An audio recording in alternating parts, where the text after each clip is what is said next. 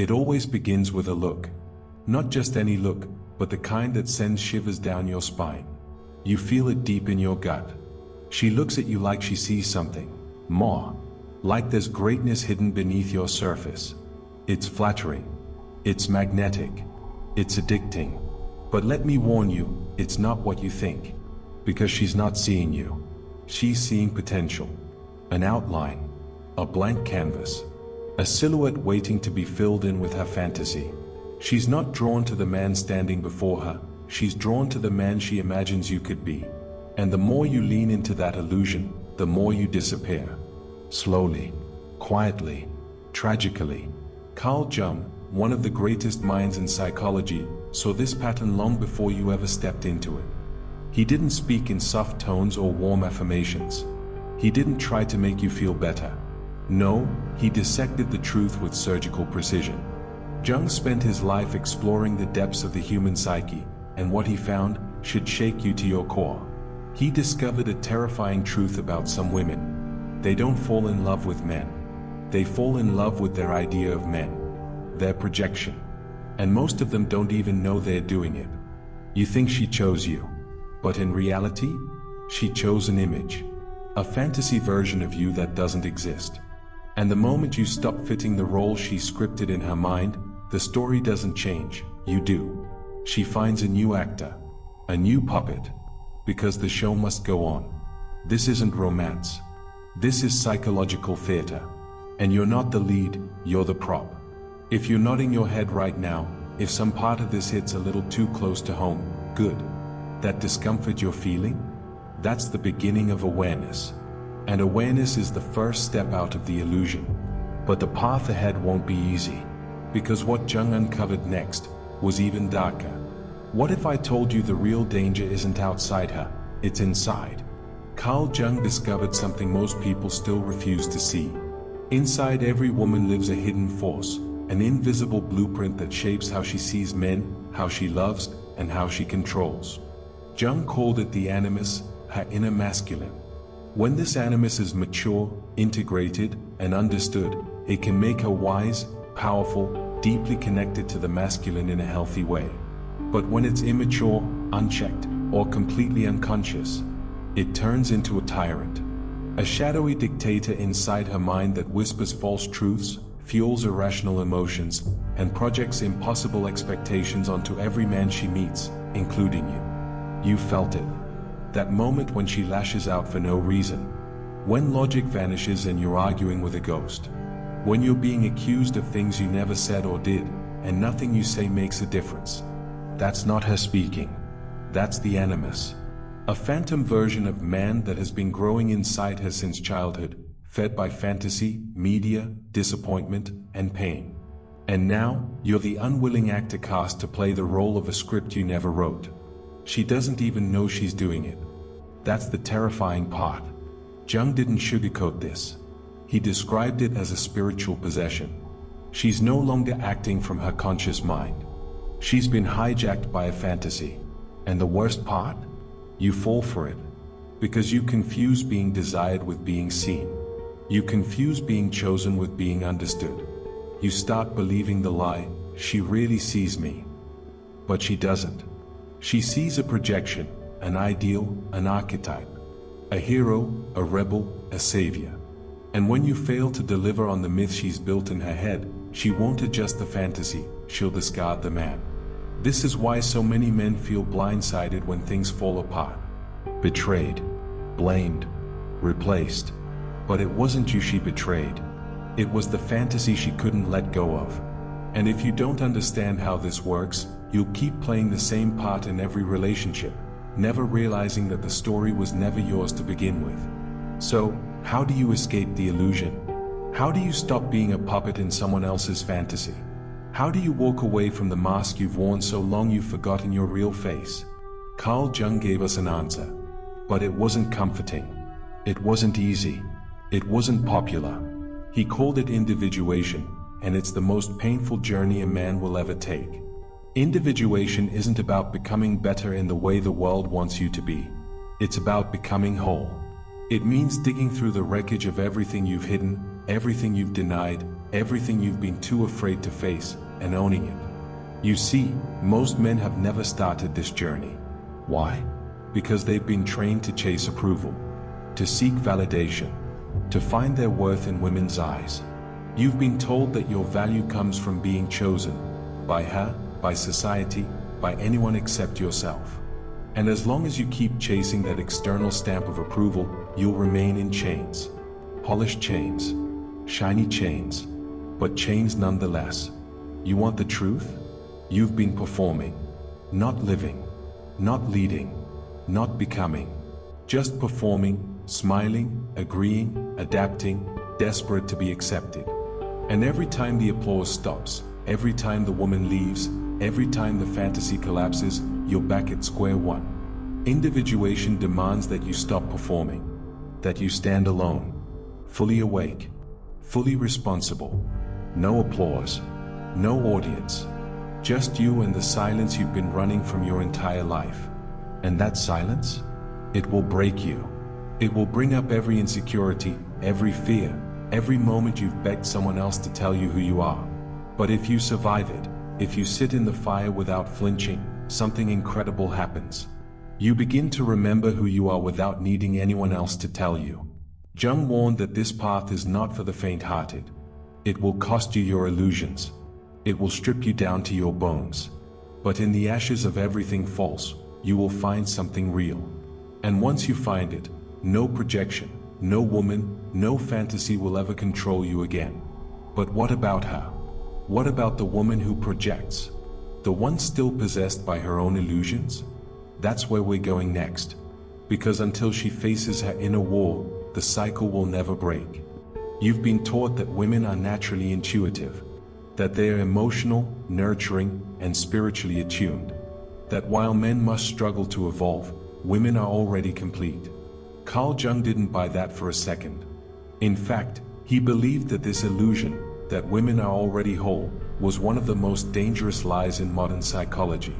Because it hides the truth, women carry their own darkness, their own shadows, their own wars, and many of them are losing.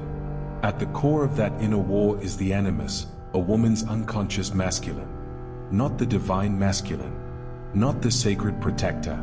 No, when it's immature and unchecked, the Animus becomes cold, harsh, and tyrannical. It speaks with false authority, argues with false logic, and masks emotional insecurity with moral superiority. And worst of all, she doesn't know it's not her. She thinks it's truth. So she projects it onto you. You're not a man anymore. You're a screen, a target, a placeholder for the battle she's refusing to fight inside herself. Every time she calls you weak, cold, toxic, she may be describing the very animus that lives inside her, unexamined, raging, and hungry. Jung warned that women who never confront this inner force become possessed by it. They speak with certainty but have no self-awareness. They moralize but can't self-reflect. They demand accountability but never look inward. And here's the tragedy. They honestly believe they're loving you. But what they're really doing is trying to shape you, to force you into the mold of the man they think you should be, because their inner masculine demands it. And you think you can save her. You think if you love her hard enough, stay patient long enough, prove yourself loud enough, she'll finally see you. But you're not dealing with just her. You're dealing with decades of unprocessed stories, father wounds, fairy tales, and fantasies, most of which she's never questioned. You cannot rescue her from her own unconscious. That's her path to walk, just like yours is yours. And until she confronts her animus and burns through her illusions, she will keep projecting. And you will keep paying the price. But it doesn't have to stay that way. Here's the truth nobody wants to face. You're not falling in love with her. And she's not falling in love with you. You're both falling in love with the fantasy versions of each other. The projections, the illusions, the roles. And when reality finally shows up, when the masks slip, when the cracks appear, you don't see it as truth. You see it as betrayal. But it was never betrayal. It was disappointment. Disappointment that the character she created in her head turned out to be human, flawed, real. Carl Jung warned us, projection steals reality. It replaces authentic connection with prescripted drama. You think you're building a relationship, but what you're really building is a stage. And when the actors stop performing, the whole thing collapses. Think back. How many times have you been confused by a sudden shift? One day she's admiring you. The next, she's cold, withdrawn, critical. You didn't change. You simply failed to keep up the illusion. This is the tragedy that keeps repeating. She was never in love with you. She was in love with a role, a symbol, a story she's been rehearsing in her mind since childhood. And here's where it gets darker. You were doing the same thing. You weren't choosing her with clarity. You were choosing her to complete you, to validate you, to carry the parts of your soul you didn't want to hold. So when she finally drops that weight, because she must, you feel betrayed. But it wasn't betrayal. It was the ending of a performance. This is why Jung called romantic relationships the most fertile ground for projection. Because nothing activates our unlived fears, unmet needs, and unresolved childhood wounds faster than intimacy. And unless both people wake up, unless both confront their unconscious and stop projecting, the pattern will repeat. Different face, same script, same ending. So how do you stop it? The answer isn't blame. It's not pointing fingers. It's not labeling her toxic or yourself a victim. The answer is responsibility. The hardest question a man can ask himself. What if I'm the one allowing this pattern to continue? Here's the part that will hit the hardest. Not because it's cruel, but because it's true. You weren't tricked. You weren't deceived. You were willing to be chosen, willing to be molded, willing to perform, just to feel wanted. And Carl Jung would tell you, you weren't a victim, you were a volunteer. Let that sink in. You accepted the role. You said yes to the fantasy. You let her define the terms, shape the story, and cast you in a part that deep down, you knew wasn't real, but it felt better than facing the terrifying silence of not being chosen at all. You thought, if I just play the part well enough, she'll finally love me for who I am. But that's the lie. She can't love the real you, because you never showed up. You gave her a version of yourself tailored to her expectations. A character built for applause. A man built for approval. And here's the brutal truth Jung exposed. Every man who refuses to confront his own inner world will become a slave to the projections of others. You call it compromise. You call it love. You call it being a good man. But if you're constantly bending, adapting, hiding your truth, and swallowing your instincts just to be accepted, what you're really doing is betraying yourself. That's not love. It's spiritual self-abandonment. And women sense it. They may not know the psychology, but they feel it in their gut. The more predictable you become, the less power you hold. The more obedient you are, the more invisible you become. Why? Because the feminine instinct isn't drawn to safety. It's drawn to truth, to mystery, to the man who stands firm even when he's not liked or understood. But you've traded that for validation. You've chosen the mask over the man. And every time a relationship falls apart, you blame her. But the truth? You were never rejected, you were exposed. You stopped being the character.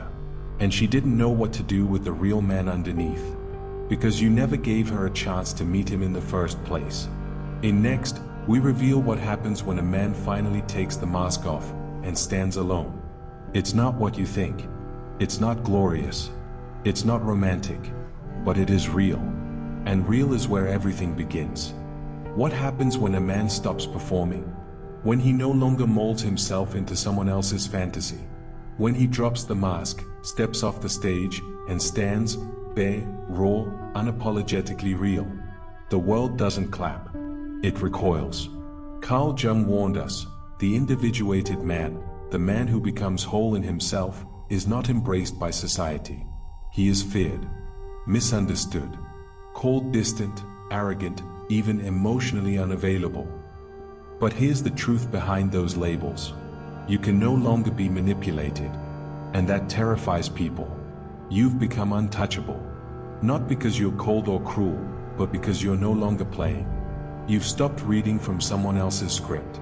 You're not auditioning for affection. You're not shaping yourself to fit a fantasy that was never yours to begin with. You're not seeking permission to be a man. You are one. And suddenly, everything changes. Women who once chased your attention begin to resent your silence. Friends who used to applaud your compliance start accusing you of being too intense. The same people who once begged for your validation now feel threatened by your presence. Because you don't need them.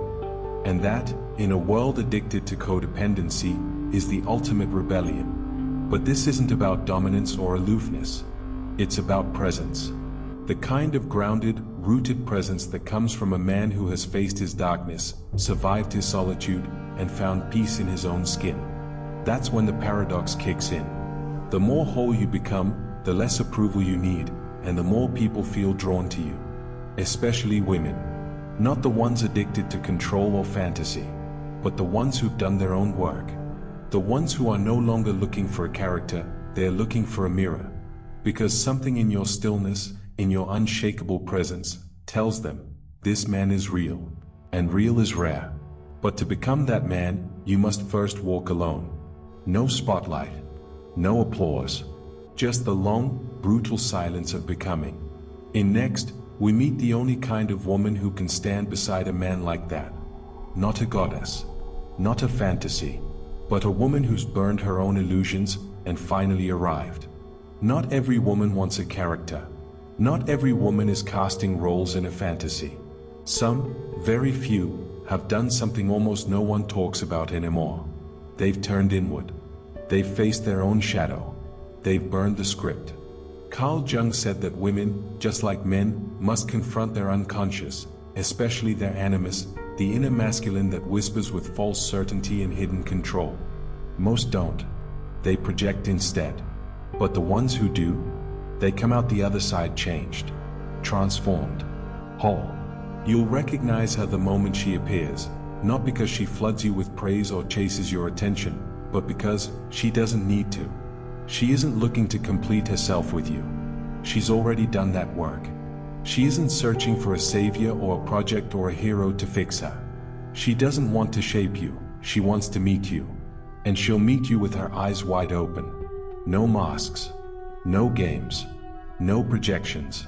She won't fall in love with who she hopes you'll become. She'll see you as you are, flawed, complex, unfinished, and she'll stand there without flinching. Not because she's desperate, but because she's ready. Ready to walk beside you, not ahead of you, not behind you. Not as a goddess to be worshipped or a prize to be earned, but as a partner, a mirror, a presence. And here's what's rare about her. She won't require your performance. She won't punish you for having boundaries. She won't fold when you show strength, or run when you show pain. Because she's already met her own animus. She's wrestled her own projections to the ground. She knows what it costs to become real. And that's why she doesn't demand that you carry her soul, because she's already carrying her own. You won't need to impress her. You won't need to prove yourself. You won't need to entertain, rescue, or explain. All you'll need to do is show up as the man you actually are. And for the first time in your life, that will finally be enough. In Next, we'll reveal the moment of truth every man must face. When she finally drops your soul, and you're left standing alone. But it's not the end. It's the beginning of everything. It always ends the same way. You gave her everything, your energy, your time, your love, your soul. And then one day, without warning, she drops it. Suddenly you're standing there, empty-handed, confused, betrayed, asking the same question every man asks when the illusion shatters. How could she just walk away after everything I gave her? But the real question is this. Why did you hand over your soul in the first place? Carl Jung didn't speak in comfort. He spoke in fire. And he warned, no one can carry your soul for you. Not your lover. Not your partner. Not the woman you swore would complete you. You thought making her your purpose was love. You thought needing her was strength. You thought sacrificing your identity made you noble. But Jung would call it what it truly is. Avoidance. Cowardice. A refusal to hold your own weight. Because if she carries your hope, your meaning, your purpose, then you don't have to. You get to outsource your responsibility.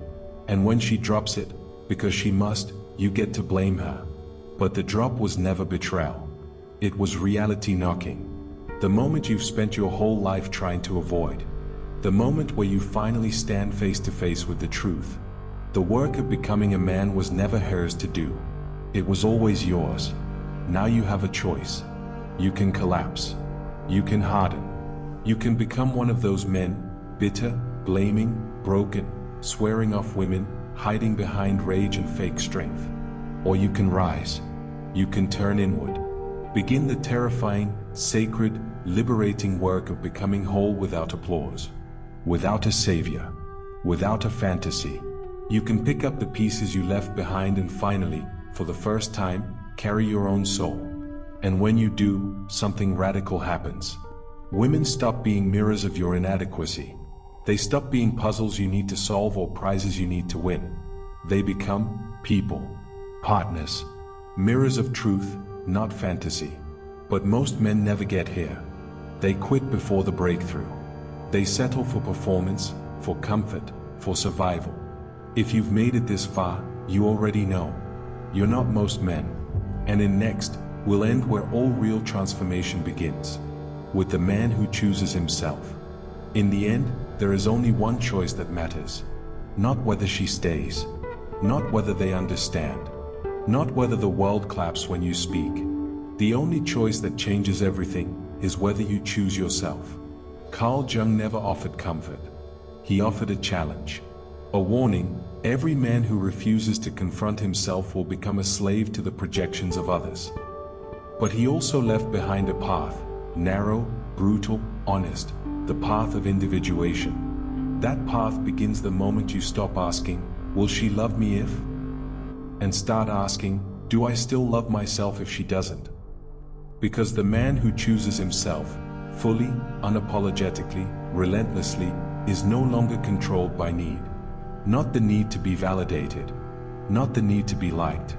Not the need to be chosen. He doesn't become distant. He becomes real, grounded, rooted, untouchable. And something strange begins to happen. People sense it. They don't know what it is, but they feel it, that calm certainty in your voice, that unapologetic presence in your eyes. They call you intimidating. They say you're hard to read, hard to reach.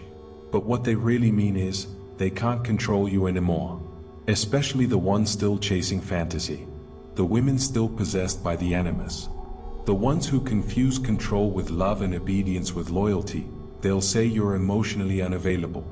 But here's the truth. You've stopped playing. You don't audition for affection. You don't bend to be accepted. You don't shrink to fit their idea of who you should be. You've stepped off the stage. You've stopped being a character. You've become the author. And when, not if, but when, you meet a woman who has also burned her script, who has faced her shadow, who has done her own work, something extraordinary happens. There are no roles, no masks, no desperate clinging or silent expectations. Just two human beings, whole on their own, stronger together, not because they need to complete each other, but because they don't. That kind of love? It doesn't come from fantasy. It comes from freedom. And that freedom is born the moment you finally realize you were never meant to be chosen. You were meant to choose.